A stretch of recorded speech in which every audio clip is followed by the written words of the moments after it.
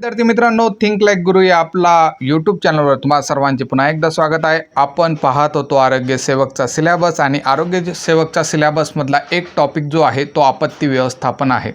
तुम्हाला मी एक गोष्ट याच्यात क्लिअर करू इच्छितो की आपत्ती व्यवस्थापन जे 10वीच्या पुस्तकात दिले ते इतकं जास्त MCQ क्रिएटेड नाही आहे. MCQ त्याच्यापासून जास्त बनत नाही किंवा त्याच्यावर थोडंसं इम्पॉर्टन्स तुम्ही जेव्हा वाचत असताना तुम्हाला वाटतं की थोडंसं इम्पॉर्टन्स याचं कमी आहे. ओके, परंतु जर तुम्ही नीट निरीक्षण केलं तर आपत्ती व्यवस्थापन फक्त 10वीच्या पुस्तकात येणार नाही. आपत्ती व्यवस्थापन तुमचं 8वीच्या पुस्तकात काही पार्ट दिलेला आहे, 9च्या पुस्तकात काहीतरी पार्ट दिलेला आहे आणि त्याच्यानंतर तो पार्ट जो आहे त्याला मागचा जो रेफरन्स असतो तो 10वीच्या पुस्तकात दिलेला आहे.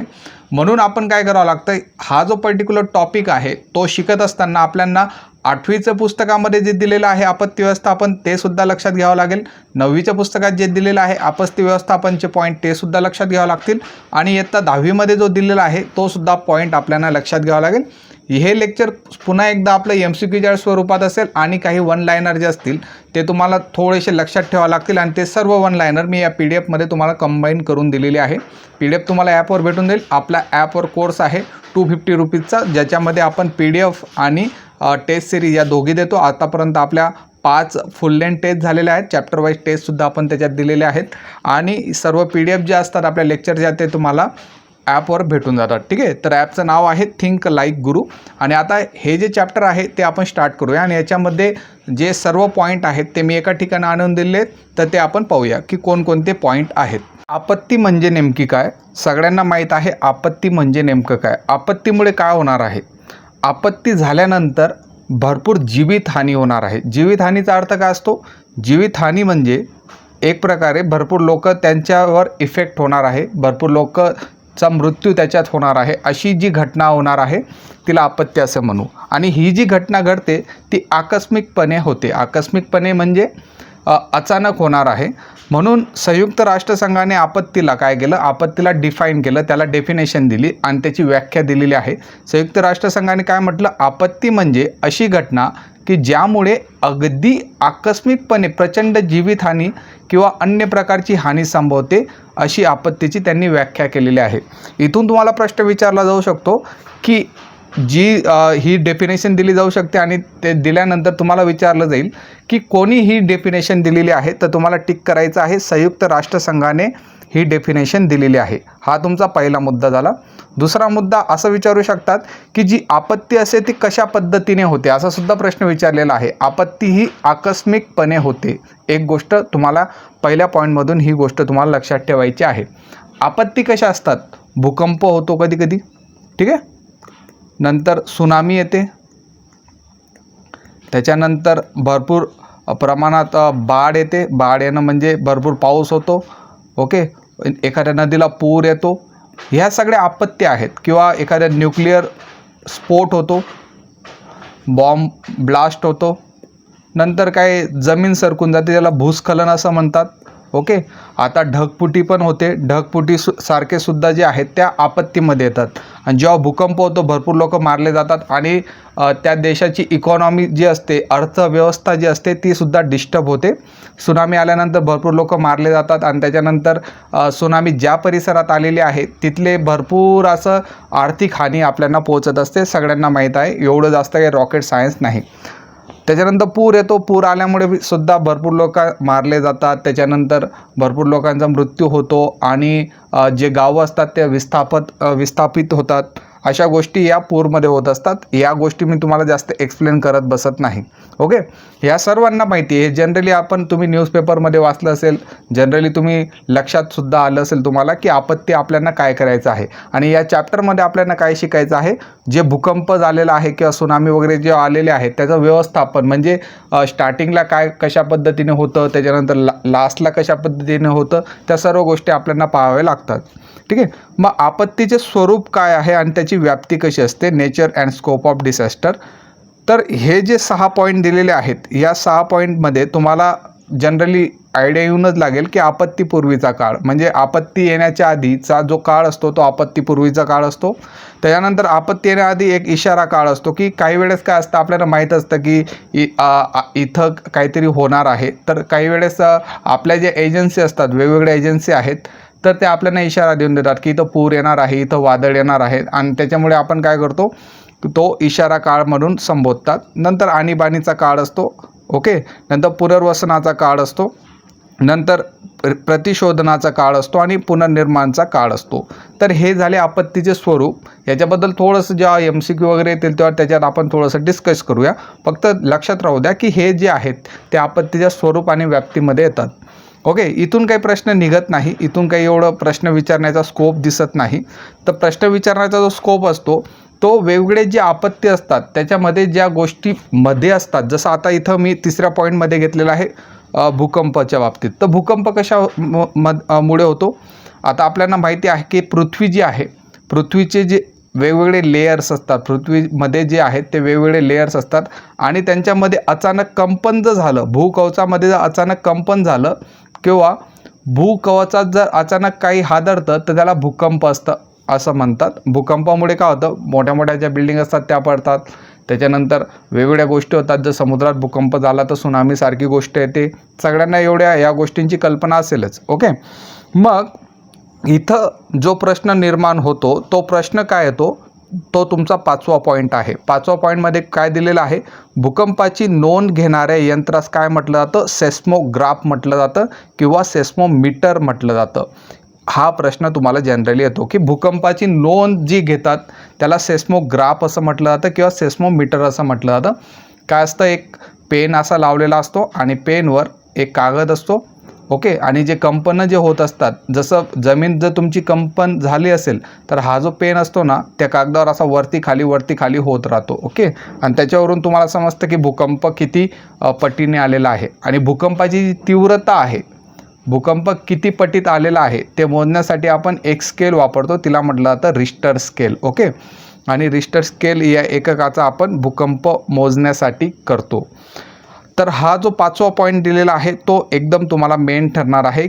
तुम्हाला काय विचारलं जाईल की भूकंपाची नोंद घेणारं यंत्र कोणतं, आणि ऑप्शन दिले जातील तर ते सेस्मोग्राफ त्याचं उत्तर येईल किंवा सेस्मोमीटर उत्तर येईल. आणि भूकंपाची तीव्रता मोजण्यासाठी कोणते एकक वापरलं जातं, जनरली सगळ्याच आरोग्य सेवकच्या पेपरमध्ये एकदा तरी हा प्रश्न विचारला गेलेला आहे. भूकंपाची तीव्रता मोजण्यासाठी रिश्टर स्केल वापरतात, ठीक आहे.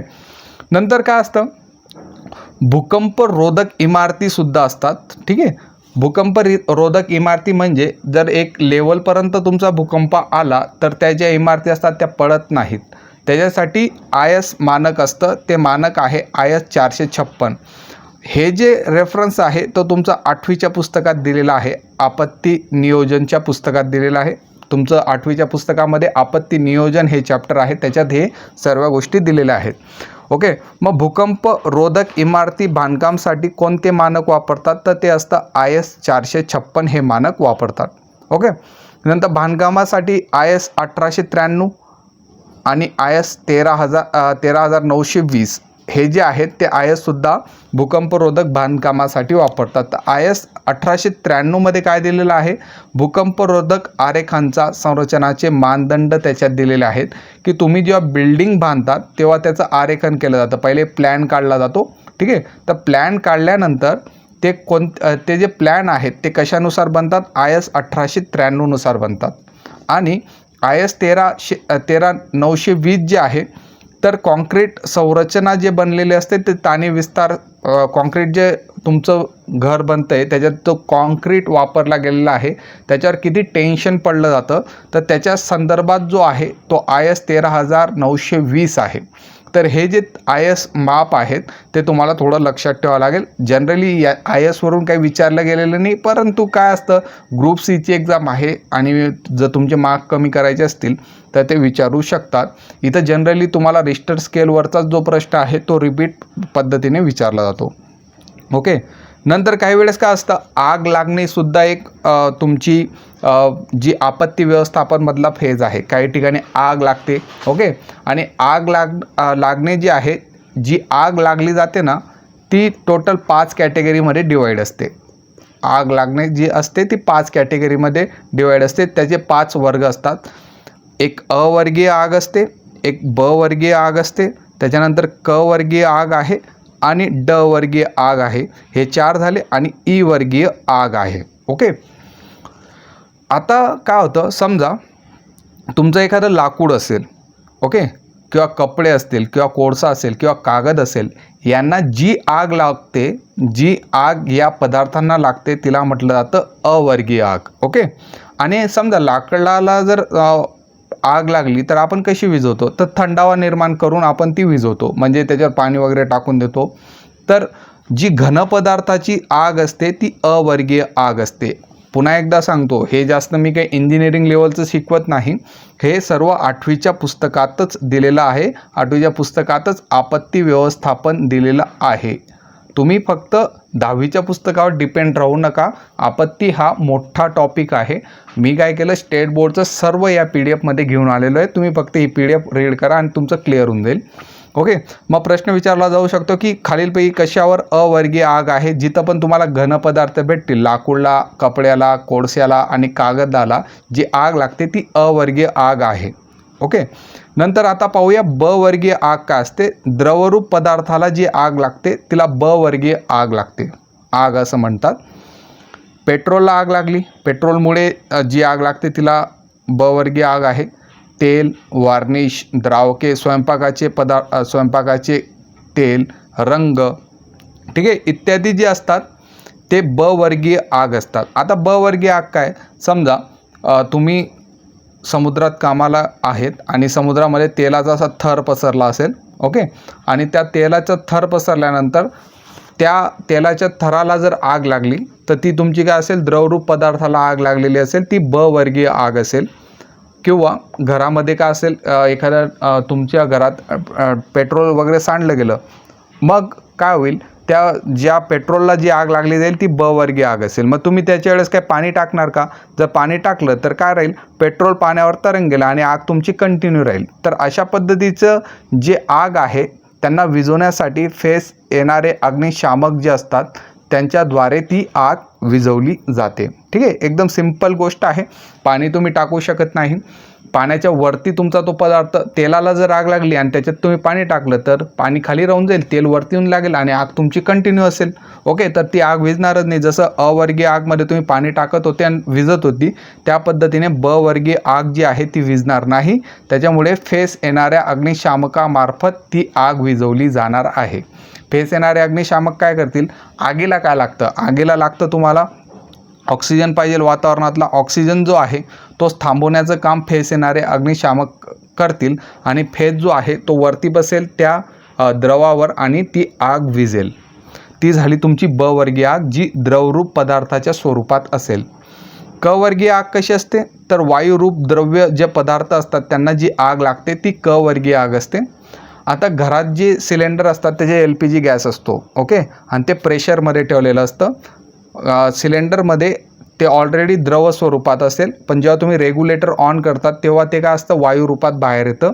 तर जे घरगुती गॅस असतात त्या ज्वलनशील गॅसमधून लागणारी जी आग असेल ती असेल तुमची क वर्गीय आग. ठीक आहे. नंतर ड वर्गीय आग काय असते, ड वर्गीय आगमध्ये काय असतं, जे रासायनिक पदार्थ असतात, वेगवेगळे पोटॅशियम असेल, सोडियम असेल, कॅल्शियम असेल, तर या पदार्थांना जी आग लागते ती ड वर्गीय आगमध्ये येते. ओके. आता मी तुम्हाला जेव्हा वेगवेगळे प्रकारचे हे शिकवले होते, काय म्हणतात त्याला, जे क्लासिफिकेशन ऑफ एलिमेंट शिकवलं होतं, त्याच्यात तुम्हाला एक गोष्ट सांगितली होती, पोटॅशियम, सोडियम आणि कॅल्शियम जे आहेत ते जेव्हा पाण्याच्या संसर्गात येतात, पाण्याच्या संपर्कात आल्यानंतर काय होतं, पाण्याबरोबर त्यांची रिॲक्शन होते आणि रिॲक्शन झाल्यानंतर तिथं आग निर्माण होते, तिथं त्यांच्यामध्ये काय असतं, आग निर्माण होणार आहे. तर ती जी ते जे रासायनिक पदार्थ आहेत त्यांना जी आग लागते ती तुमची असणार आहे ड वर्गीय आग. तुम्हाला विचारलं जाऊ शकतं की खालीलपैकी कोणती ड वर्गीय आग लागेल किंवा खालीलपैकी कोणते अवर्गीय आग आहे, खालीलपैकी कोणते ब वर्गीय आग आहेत. तर अशा पद्धतीचे प्रश्न इथून फ्रेम होऊ शकतात. मी त्याचे प्रश्न काही बनवले नाही, मी तुम्हाला डायरेक्ट पॉईंट लिहून दिलेले आहेत. ओके. ई वर्गीय आग काय असेल, ई वर्गीय आगमध्ये इलेक्ट्रिकल सामान, इलेक्ट्रिकलला जी आग लागते, इलेक्ट्रिकल म्हणजे तुम्ही वायरिंग करत आहात आणि वायरिंग करत असताना तिथे शॉर्ट सर्किट झालं तर इलेक्ट्रिकल ती आग लागणार आहे. तिथं काही पाणी तुम्ही फेकणार नाहीत, म्हणजे शॉर्ट सर्किट झालं आणि कोणीतरी पाणी फेकते तर तो मूर्खपणाचं ठरेल. तर ती असेल तुमची ई वर्गीय आग. आणि त्याच्यासाठी तुम्ही कार्बन डायऑक्साईडचा सिलेंडर राहतो पहा, कार्बन डायऑक्साईडचा फायर एक्सटिंग्विशर राहतो, तर त्या फायर एक्सटिंग्विशरचा वापर करून ई वर्गीय आग तुम्ही विझवणार आहेत. हे सर्व तुम्हाला 8वीच्या पुस्तकात दिलेलं आहे आणि मी तिथून 8वीच्या पुस्तकातूनच सगळं घेतलेलं आहे. ओके. आता भूकंपशास्त्र जे आहे, भूकंप जेव्हा होतं तर राष्ट्रीय भूकंपशास्त्र संस्था जी आहे ती काय करते, जे भूकंप आणि विविध आपत्ती असतात, म्हणजे कुठं भूकंप होऊ शकतो यांची जी पॉसिबिलिटी आहे, तर ते त्यांच्या संशोधनाचं कार्य ते करत असते राष्ट्रीय भूकंपशास्त्र संस्था. इथून अजूनपर्यंत प्रश्न विचारला गेलेला नाही. ओके. नंतर भूस्खलन होतं. भूस्खलन म्हणजे जमीन अशी सरकून जाते. तर भूस्खलनचा जो आहे तर त्याच्यासाठी इंडियन माउंटेनिअरिंग इन्स्टिट्यूट ही जी संस्था आहे and international centre for integrated mountain development ही जी संस्था आहे ती भूस्खलनचा अभ्यास करत असते, अंदाज घेत असते. नंतर institute of geology and world geology forum हे सुद्धा भूस्खलनच्या बाबतीत जे असतात अंदाज घेऊन अभ्यास करण्याचं काम करतात.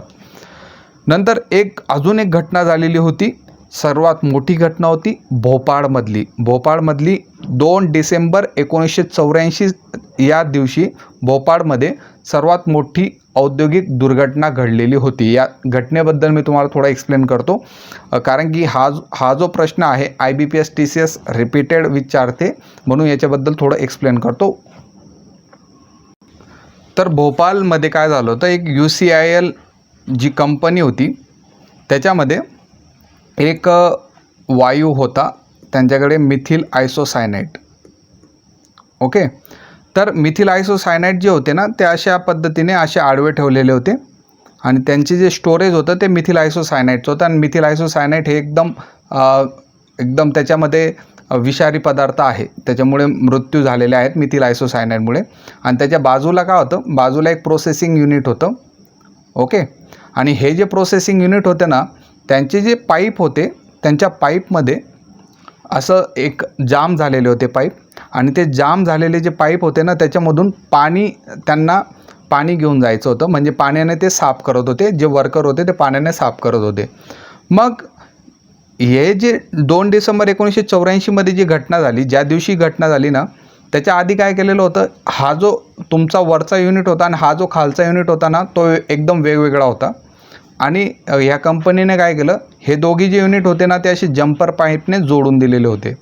मग जेव्हा जम्पर पाईपने जोडले आणि इथं जे तुमचं प्रोसेसिंग युनिट होतं त्या प्रोसेसिंग युनिटमध्ये जेव्हा पाणीने साफ करायला गेले तर काही पाणी जे होतं ते मिथिल आयसोसायनाइडचे जे चेंबर होते त्याच्यामध्ये गेलं, आणि जो पाणी आणि मिथिल आयसोसायनाइड यांची काय झाली, रिॲक्शन झाल्यामुळे तो जो गॅस होता एकदम भयंकर रिॲक्शन झाली आणि तो जो गॅस होता तो तिथं लीक होणं स्टार्ट झालं.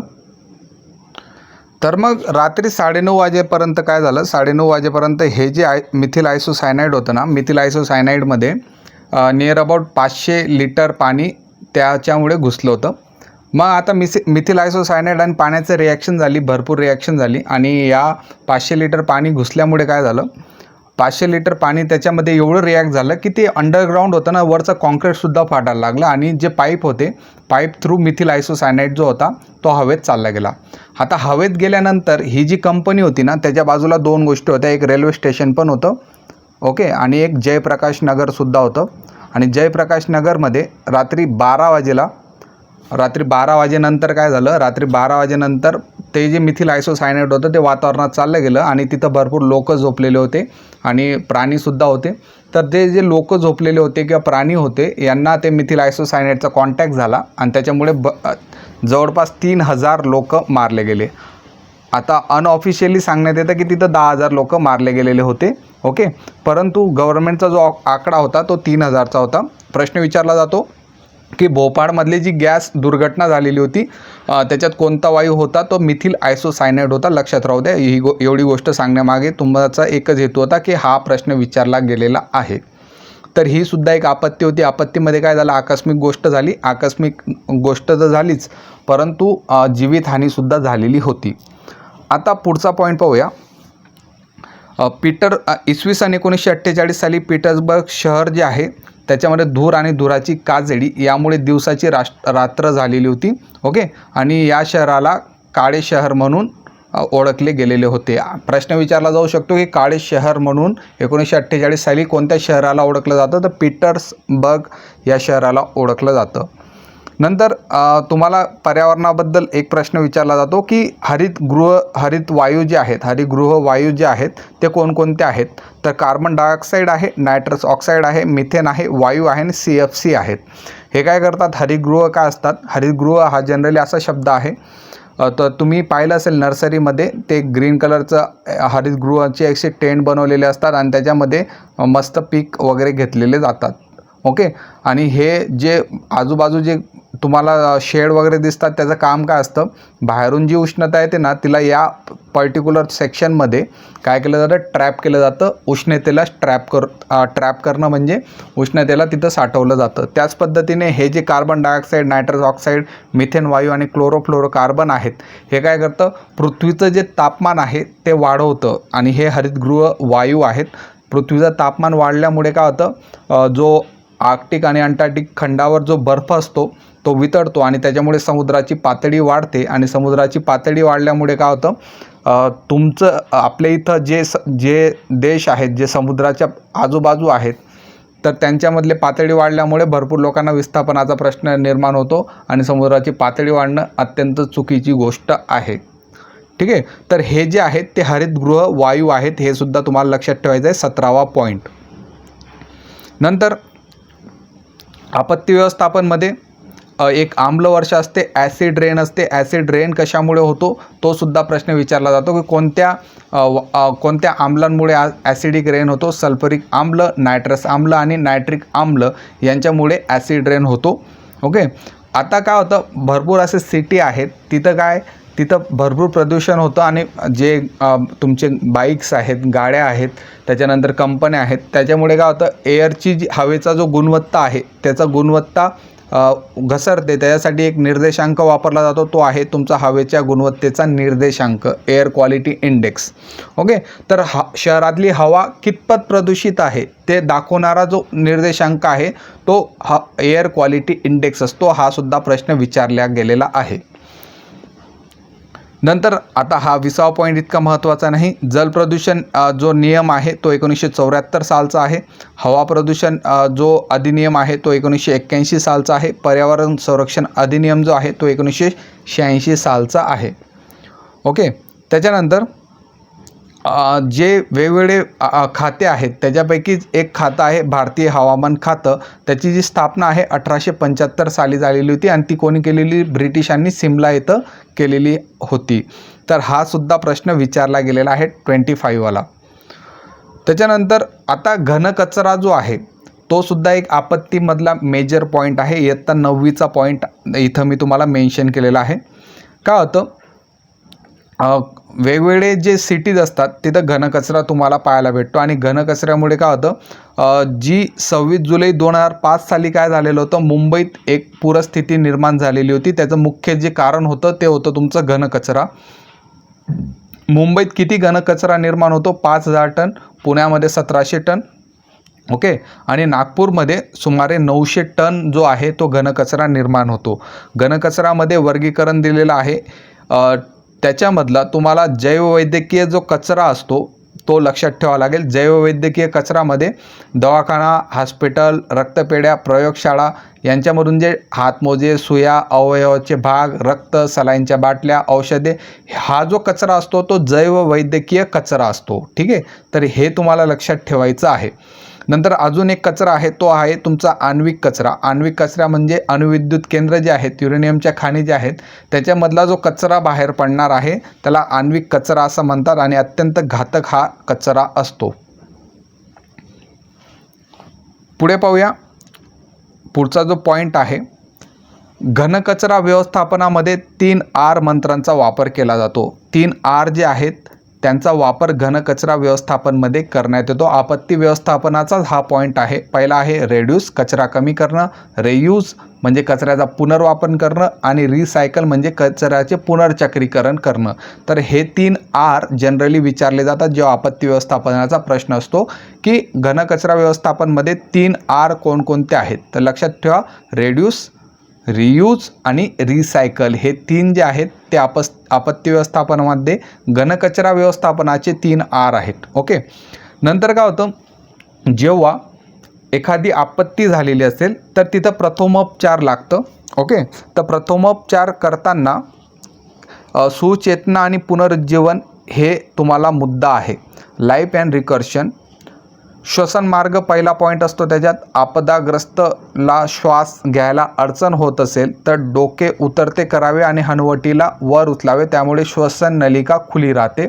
सिम्पल पॉईंट आहे, जास्त एक्सप्लेन करायची गरज नाही. ही PDF मी ऑलरेडी ॲपला दिली, तुम्ही तिथून वाचू शकतात. ओके. आणि इथला जो मेन पॉईंट आहे तो म्हणजे CPR, कार्डिओपुल्मनरी रिसुकेशन. याच्यामध्ये काय असतं, CPR दिला जातो. तुम्ही पाहिलं असेल, CPR हा 15 वेळेस हृदयावर जोरात दाब ठेवून सोडण्याची जी प्रक्रिया आहे तिला CPR देणं म्हणतात. इथून पॉईंट निघतो की तुम्हाला CPRचा फुल फॉर्म विचारू शकतात. CPRचा फुल फॉर्म काय आहे, आपत्ती व्यवस्थापनामध्ये हा सुद्धा प्रश्न तुम्हाला पाहायला भेटतो. जनरली भरपूर एक्झाममध्ये हा प्रश्न मी रिपीटेड पाहिलेला आहे की CPRचा फुल फॉर्म काय. नंतर कचरामध्ये जो थर्मोकॉलचे जे कप असतात, जो कचरा आहे त्याला विघटनसाठी जो टाईम लागतो तो अनंत काळ लागणार आहे. इथून प्रश्न विचारला गेलेला होता एका एक्झाममध्ये. त्याच्यानंतर बाकीचं काय आहे, प्लास्टिकच्या ज्या पिशव्या आहेत, जे बंदी केलेल्या आहेत, त्यांना 10 लाख वर्ष लागतात विघटनासाठी. हा सुद्धा महत्त्वाचा पॉईंट आहे. त्याच्यामुळे प्लास्टिकच्या पिशव्या ज्या आहेत बंद केलेल्या आहेत. ओके. नंतर लचक येते, मुरगळणं, चमक भरणं, मुक्का मार अशासाठी राईसची उपाययोजना करावी लागते. राईसमध्ये R जो आहे त्याच्यामध्ये रेस्ट, आपदग्रस्ताला आरामदायक अवस्थेत बसवावे. ठीक आहे. I फॉर आईस, आपदग्रस्ताला जिथं मार लागलेला आहे त्या जागेवर बर्फ ठेवावा लागतो. नंतर याच्यामधला C जो आहे त्याच्याने कॉम्प्रेशन, म्हणजे बर्फाच्या पोटीस थोडा वेळ ठेवल्यानंतर त्या भागाला हळूवार मसाज करावे लागते. आणि एलिवेट, जो मार लागलेला भाग आहे त्याला उंचावून ठेवावा लागतो. जास्त एक्सप्लेन करायची गरज नाही. परत एकदा राईसचा फुल फॉर्म तुम्हाला विचारू शकता. आजपर्यंत काही विचारलेला नाही, परंतु काय IBPS विचारू शकते, काही विचारू शकते, त्याच्यामुळे या गोष्टी मी एक्स्ट्रा दिलेल्या आहेत. ओके. जिथं रक्तस्राव होत असतो त्या रक्तस्रावच्या जी जागा आहे तिथं दाब द्यावा लागतो. तो 5 मिनिट दाब द्यावा लागतो. विचारला गेलेला आहे रक्तस्राव झालेली जागेवर किती मिनिटं दाब द्यावा लागतो. आरोग्य सेवकच्याच एक्झामला विचारला गेलेला आहे. ओके. नंतर आता आपण प्रश्नाकडे जाऊया की प्रश्न कशा पद्धतीने इथून फॉर्म होतात जे तुमच्या पुस्तकात असतील. एवढी गोष्ट मी तुम्हाला काय एक्सप्लेन केली, कारण की हे सगळे 8वी 9वीचे होते. आता प्रॉपर आपले 10वीच्या पुस्तकामधले आपण प्रश्न पाहूया. खालील आपत्ती नियोजनातील प्रमुख अंगांचा योग्य क्रम निवडा. हा जो प्रश्न होता महाराष्ट्र टॅलेंट सर्च एक्झाममध्ये विचारला गेलेला होता. ओके. पहिले आघात होईल का, डायरेक्ट आपत्ती व्यवस्थापन करायचे आहे तर आपत्तीचा आघात पहिले येईल का, तर नाही. म्हणजे हे जे ऑप्शन आहे, म्हणजे एक काय करायचं, आपत्तीने पहिलेच आघात करून द्यायचा, मग त्याच्यानंतर आपण प्रतिसाद द्यावा, ही गोष्ट परफेक्ट आहे का, तर नाही. म्हणजे समजा भूकंप होत आहे, पहिले भूकंप झाल्यानंतर आपण उपाययोजना करायची का, नाही. तर पहिली जी ऑप्शन आहे ते रॉंग येणार आहे. ओके. नंतर C ऑप्शनकडे जाऊया, पुनरुत्थान. आपत्ती आलीच नाही अजून आणि त्याच्या आधी तुम्ही पुनरुत्थान करणार का, म्हणजे सगळ्यांचं पुनर्जीवन करणार का, तर नाही. हे सुद्धा ऑप्शन रॉंग आहे. ओके. नंतर आपत्ती आल्यानंतर विमोचन करणार का, तर हे सुद्धा रॉंग आहे. आपत्ती येण्याच्या आधी आपण पूर्वतयारी करतो, त्या पूर्वतयारीवर विमोचन करतो, त्याच्यानंतर सज्जता ठेवतो आपत्तीची, नंतर तो आपत्ती आघात करते आपल्यावर, त्याच्यानंतर आपण त्याला प्रतिसाद देतो, त्या प्रतिसाद नंतर पुनरुत्थान करतो. तर हे जे ऑप्शन आहे ते राईट आहे. B ऑप्शन याचं उत्तर येणार आहे. दुसरा प्रश्न पाहूया. ही खगोलशास्त्रीय स्वरूपाची आपत्ती आहे. खगोलशास्त्रीय दृष्ट्या जी आपत्ती असते ती जनरली आकाशातून येणार आहे. ओके. खगोलशास्त्रीय म्हणजे आकाशातून काहीतरी आपत्ती येणार आहे आपल्यावर. हिमवादळे आहेत ते नाही. बर्फवृष्टी आकाशातूनच येते, परंतु तिचा काही असा संबंध नाही, ते आकाशाच्या बाहेर येणार आहे. ओके. बर्फवृष्टी जी आहे ती खगोलशास्त्रीय नाही. उल्कापात जो आहे, उल्कापात जी आपत्ती आहे ती आकाशातून येणार आहे. आणि आकाशातल्या ज्या वस्तू आहेत त्यांना खगोलीय वस्तू बोलतात. हे मी तुम्हाला गुरुत्वाकर्षणमध्ये सांगितलं होतं की आकाशातल्या ज्या ब्रह्मांडांमधल्या वस्तू असतात त्यांना खगोलीय वस्तू बनतात आणि त्याच्यापासून जी आपत्ती निर्माण होणार आहे ती तुमची खगोलशास्त्रीय आपत्ती असणार आहे. याचं उत्तर जे येईल ते उल्कापात येईल. ओके, महाराष्ट्रामध्ये एक उल्का पडलेली होती, ती कुठं पडलेली आहे ओके आणि कधी पडलेली होती तर ते तुम्ही कमेंट बॉक्समध्ये सांगू शकतात. तर उल्कापात जी आहे ती खगोलशास्त्रीय आपत्ती आहे. तिसरा प्रश्न पाहूया. ही अनाकलनीय मानवनिर्मित आपत्ती आहे. अपघात, युद्ध, बॉम्बस्फोट आणि दंगल.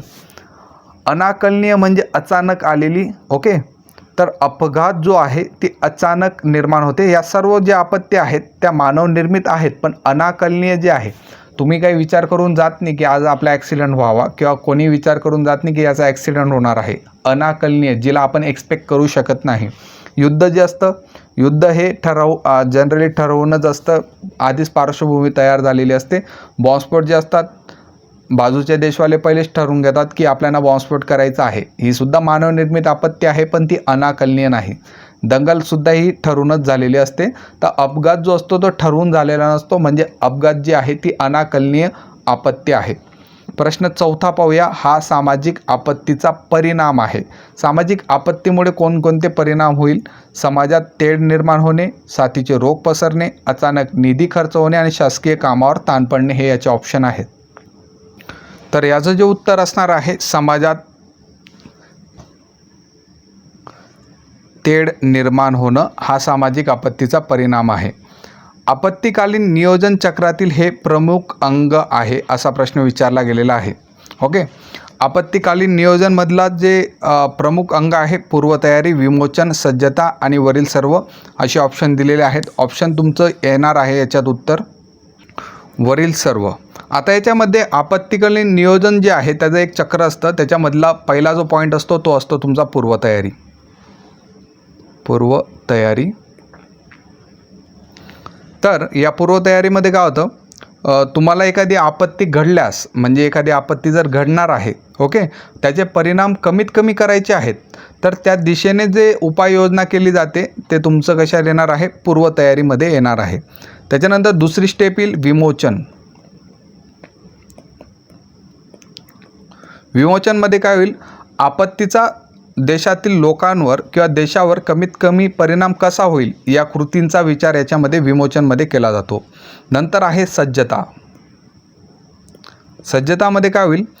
याच्यामध्ये अशी योजना आखली जाणार आहे की ज्यात सामान्य नागरिक आणि शासन यांचा प्रतिसाद त्यांना भेटणार आहे.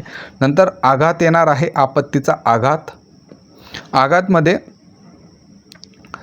एखादी आपत्ती आल्यानंतर त्याचा वेगवेगळ्या पार्ट्सवर कशा पद्धतीने परिणाम होणार आहे ते आघातमध्ये येणार आहे. त्याच्यानंतर प्रतिसाद. जर आघात झाला त्याच्यावर आपण कशा पद्धतीने रिॲक्ट करतो, कशा पद्धतीने प्रतिक्रिया करतो ते प्रतिसादमध्ये येईल. नंतर पुनरुद्धान हा राष्ट्रीय, आता समजा एखादी आपत्कालीन झालेली आहे ओके, तर लोकांचं पुनर्वसन कशा पद्धतीने करण्यात येईल ते पुनरुत्थानमध्ये येईल. आणि पूर्ववत्ता याच्यामध्ये जे विस्कळीत जनजीवन झालं होतं त्यांना पुनर्वसन करण्यासाठी तिथं त्या जो वेळ दिला जाणार आहे त्याला पूर्ववत्ता असं म्हटलं जाईल. तर आपत्तीकालीन नियोजन चक्रातलं प्रमुख अंग हे सर्व आहेत. ओके, नंतर आपत्ती व्यवस्थापन कायदा कधी अस्तित्वात आला असा प्रश्न विचारला जाईल आणि हा जो प्रश्न आहे तो मोस्ट इम्पॉर्टंट तुमचा राहणार आहे. सण वगैरे विचारणं IBPSला एकदम चांगल्या पद्धतीने जमतं. तर ठीक आहे, आपण आपत्ती व्यवस्थापन कायदा 2005 साली आलेला आहे. जिल्हा आपत्ती व्यवस्थापन प्राधिकरणाचा अध्यक्षपदी कोण असतं? ओके, असा प्रश्न तुम्हाला पाहायला भेटेल.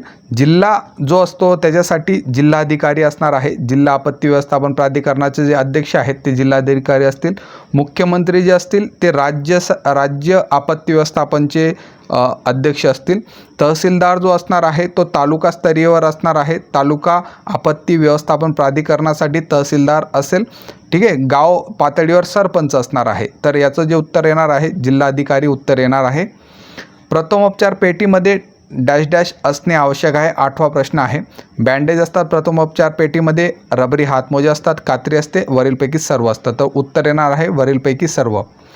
अभिरूप सरावाचे पुढीलपैकी कोणते ध्येय नसते? मॉक ड्रिल याला म्हटलं जातं इंग्लिशमध्ये. मॉक ड्रिल काय असतं? मॉक ड्रिल याला इंग्लिशमध्ये म्हटलं जातं.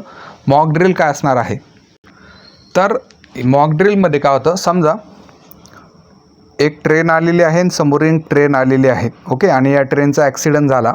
या ॲक्सिडेंट झाल्यानंतर काय होतं, अजून एक ट्रेन पाठवली जाते जिच्यामध्ये सर्व डॉक्टर्स वगैरे असतात. ओके, आणि किंवा सगळं डॉक्टरचा जो स्टाफ असतो तो असतो.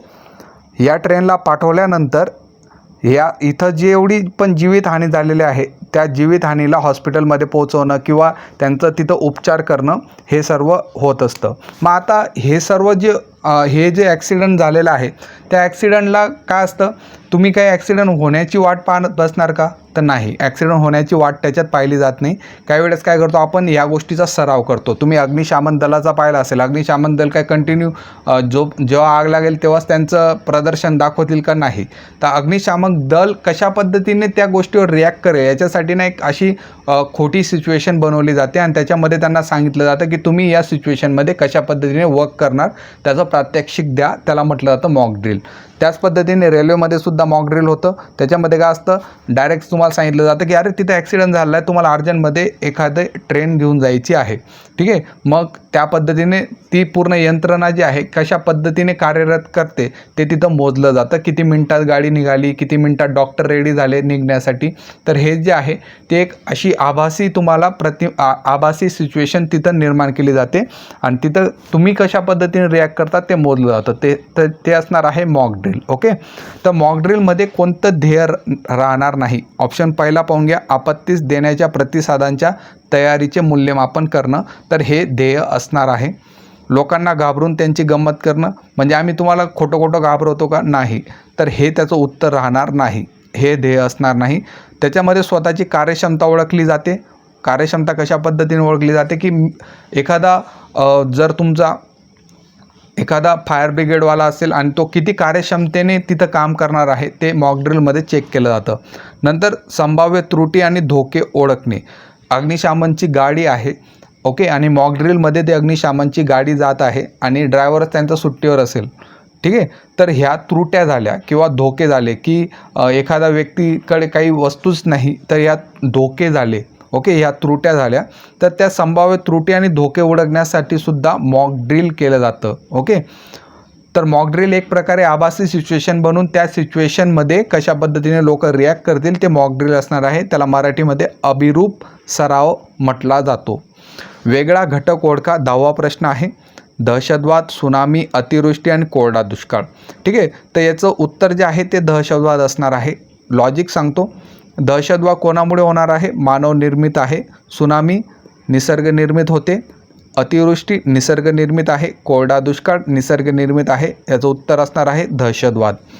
आपत्तीचे परिणाम टिंबटिंब स्वरूपाचे आहेत. 11वा प्रश्न दिलेला आहे. ऑप्शन पाहून घेऊया.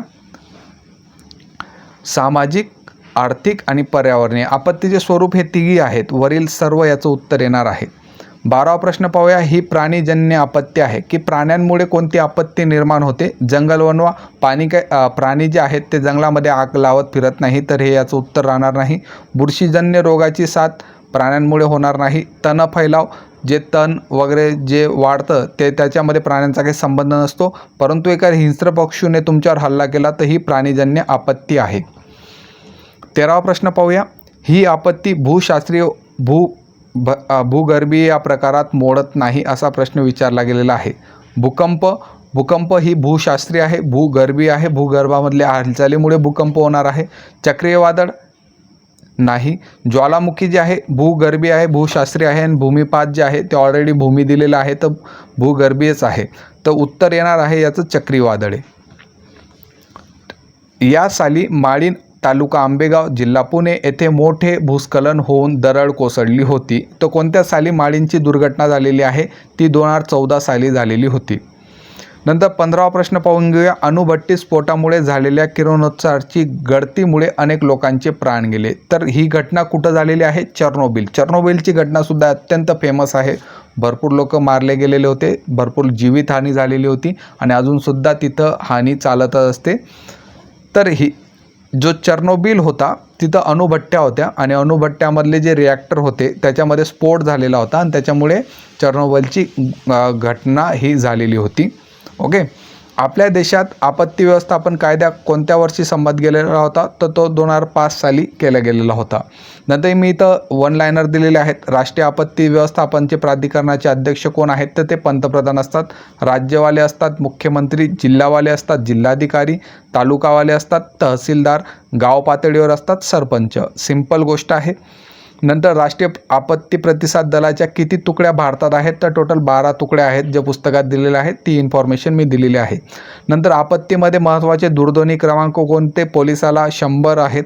त्याच्यानंतर अग्निशामक दलासाठी 101 आहे. आपत्ती नियंत्रण कक्षाचा 108 आहे.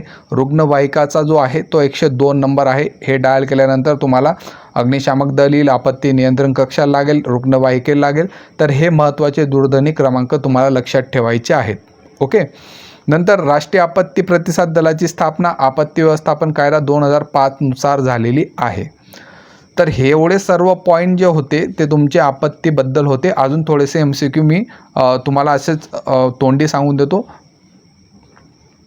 तर आता पहिला प्रश्न मी तुम्हाला तोंडी सांगतो. तो प्रश्न काय होता, तर भोपाळची जी दुर्घटना मी तुम्हाला एक्सप्लेन केलेली होती, त्या भोपाळच्या दुर्घटनेनंतर कोणता कायदा अस्तित्वात आलेला होता, तर तो होता पर्यावरण संरक्षण कायदा. पर्यावरण संरक्षण कायदा हा तुमचा पहिला प्रश्न झाला. पर्यावरण संरक्षण कायदा, भोपाळ दुर्घटनेनंतर हा कायदा जो होता तो अस्तित्वात आलेला होता. नंतर मी तुम्हाला एक सॅटेलाईटबद्दल जेव्हा इन्फॉर्मेशन देत होतो, त्याच्यामध्ये एक सॅटेलाईट होता इंडियन रिमोट सेन्सिंग सॅटेलाईट. हा जो इंडियन रिमोट सेन्सिंग सॅटेलाईट आहे, तो त्याचं मेन जे काम आहे ते आहे तुमचं आपत्ती व्यवस्थापन करणं. म्हणजे आपत्ती व्यवस्थापनमध्ये हा जो सॅटेलाईट आहे त्याचा वापर केला जातो. ही गोष्टसुद्धा तुम्हाला लक्षात ठेवायची आहे. 2 चॅप्टर मिळून एक गोष्ट केलेली आहे. तिसरा MCQ पाहून घेऊया. नंतर अजून एक प्रश्न मी पाहिलेला होता, तो होता सुनामी आल्यानंतर एखाद्या ठिकाणी सुनामी जर आली आणि तिथं तुम्हाला आपत्कालीन सूचना पाठवायची आहे, एकदम इम्पॉर्टंट मेसेज पाठवायचा आहे, तर सुनामी आलेली असताना इम्पॉर्टंट मेसेज कशावर पाठवला जातो? 4 ऑप्शन होते. पहिला ऑप्शन होता त्याचा रेल्वेच्या माध्यमातून, दुसरा ऑप्शन होता त्याचा रेडिओ और टेलिव्हिजन, तिसरा ऑप्शन होता त्याचा रोडच्या माध्यमातून आणि चौथा ऑप्शन होता वायर्ड टेलिफोनच्या माध्यमातून. तर ठीक आहे, रेल्वे तर तिथं काही पोहोचणार नाही, रोड काही पोहोचणार नाही, वायर टेलिव्हिजन सगळ्या वायरी डिस्टर्ब होऊन जातील. तर रेडिओ आणि टेलिव्हिजन याचं उत्तर होतं. सुनामीची जी सूचना होती सुनामीच्या झालेल्या ठिकाणी, तर सुनामीच्या झालेल्या ठिकाणी तुम्हाला जर संदेश पाठवायचा असेल तर त्याच्यासाठी रेडिओ आणि टेलिव्हिजनचा वापर केला जातो. चौथा प्रश्न पाहून घेऊया. चौथा प्रश्न काय होता, तर तुम्हाला एक गोष्ट माहीत आहे की वेगवेगळे चक्रीवादळ येत असतात. 2020मध्ये जून 2020मध्ये अलिबागला एक चक्रीवादळ आलेलं होतं. त्याचं नाव होतं निसर्ग चक्रीवादळ तिथं आलेलं होतं. लक्षात राहू द्या, करंट अफेअरला हे कनेक्टेड आहे. 5वा प्रश्न मी सांगतो मी तुम्हाला. तर 5वा प्रश्न आपण घेऊया. 5व्या प्रश्नामध्ये काय विचारलेलं होतं की समुद्रात जर भूकंप झाला तर काय निर्माण होतं? पहिलं होतं त्याचं सुनामी, दुसरा ऑप्शन होता त्याचा भूकंप, तिसरा ऑप्शन होता भूस्खलन आणि चौथा ऑप्शन होता मोठ्या लाटा. ओके, सुनामी त्याचं उत्तर होतं. मोठ्या लाटा म्हणजे सुनामी असतात. तर समुद्रात जेव्हा भूकंप होतो तेव्हा सुनामी निर्माण होतो. ही गोष्ट तुम्हाला लक्षात ठेवायची आहे. 5वा प्रश्न मी तुम्हाला याच्यामध्ये घेतो. हे सगळे प्रिव्हियस इयर क्वेश्चन आहेत. ओके, पुस्तकाशी रिलेटेड नाही पण आपत्ती व्यवस्थापनशी रिलेटेड आहेत. तर जो 5वा प्रश्न होता त्याच्यामध्ये मी अजून एक गोष्ट सांगतो. समजा एखाद्या ठिकाणी आपत्ती झालेली असेल, एखाद्या ठिकाणी एकदम मोठं एखादं ठिकाण आहे तिथं भूकंप झाला किंवा सुनामी आली, तर काही लोकांचं काय होतं, काही लोकांचे घरं जे आहेत ते उद्ध्वस्त झालेले असतात. तर उद्ध्वस्त झाल्यानंतर ते लोक कुठे राहतात असा प्रश्न एकदा विचारला गेलेला होता. त्याचं ऑप्शन होतं स्कूल म्हणजे शाळा, दुसरा ऑप्शन होता त्याचा एअरपोर्टवर राहतात, तिसरा ऑप्शन होता त्याचा प्रयोगशाळेत राहतात आणि चौथा जे ऑप्शन होता त्याच्यामध्ये राहत शिबिरमध्ये ते राहतात. तर उत्तर होतं त्याचं राहत शिबिर. असे एकदम सिंपल प्रश्न जे होते ते विचारले गेलेले होते. नेक्स्ट प्रश्न पाहूया. नेक्स्ट प्रश्न कोणता होता? हा जो प्रश्न आहे तो इतके वेळेस विचारलेला आहे आपत्ती व्यवस्थापनमध्ये की मी तुम्हाला म्हणून त्याच्याबद्दल जास्त एक्सप्लेन केलं होतं की भोपाळ वायू दुर्घटना जी होती त्याच्यामध्ये कोणता वायू होता.